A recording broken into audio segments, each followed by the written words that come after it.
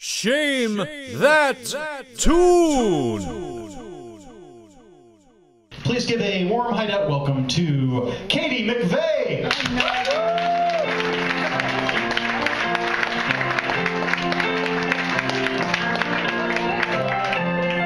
Okay, last chance to get the song you want here. So shout it out, it might come true.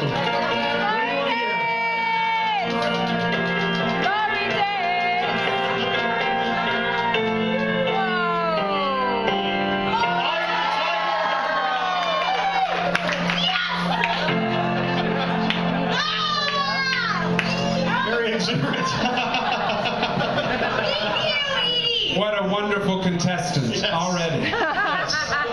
Yes, definitely. Okay, Katie, you got 3 minutes on your mark. Get set. Shame. Great. Okay. Okay. So when I was 15, I was killing it, right? It was like things were going like pretty. No, I was 16. When I was 16, I was killing it. I was like doing pretty well. I got asked to the prom by an older boy. Like he was my boyfriend, and like granted, he was the only person more afraid of my blooming sexuality than I was. But like, you know, like we kissed once, so like things were happening. And like around that time, there's like a special thing that happens to a woman that she like tries to get her driver's license. So it's true. So I went to try and get my driver's license. I was feeling pretty good. Like I hadn't driven a lot because my parents were real scared, but like I felt like I can kill it because like I kissed a boy now, so like things are really happening for me. And like my driving instructor,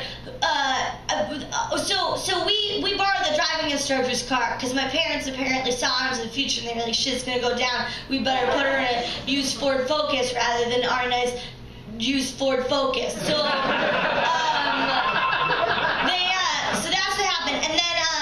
And then my driving teacher at school had said like, hey, here's a trick. If you don't check, in Massachusetts where I'm from, the police give you your driving test, which is not frightening at all. And like, and they were like, you gotta make sure that everybody's wearing their seatbelts or you're gonna be in real trouble and you're never gonna get a license and you're gonna die alone. So I was like, okay. So I get in the car and I check. I put on my seatbelt and then I go like, everybody got their seatbelt on? And everyone's like, you're an idiot. And I was like, no, I'm fine, and like I know the rules. So anyway,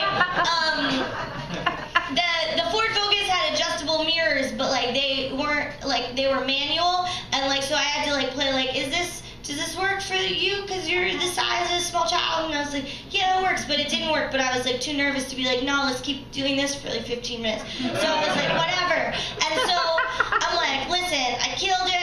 I've kissed a boy. Like I know everybody's wearing their seatbelt. Things are gonna go okay. So I turn on the car, and the police officer says, okay, make a right.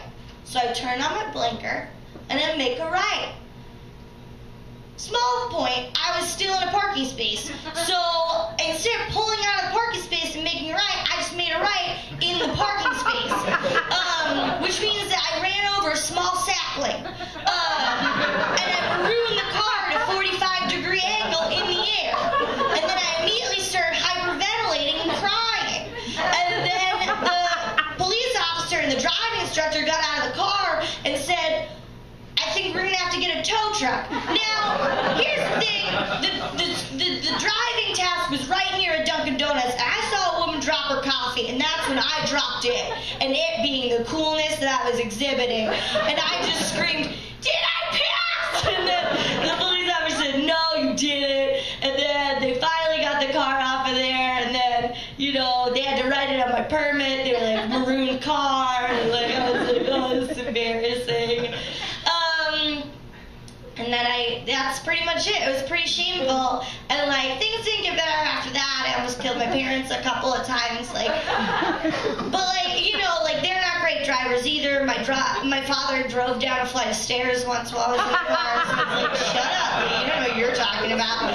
He also drove on trolley tracks, like in Canada. And we were like, we're gonna die. And he's like, we can outrun this train. And I was like, I'm pretty sure we can. So Like, I'm just saying, like, this is a familial shame. Like, this isn't just mine to carry, it's, like, genetic. It's the sins of my father and my mother, like, carrying with me. You know what I mean?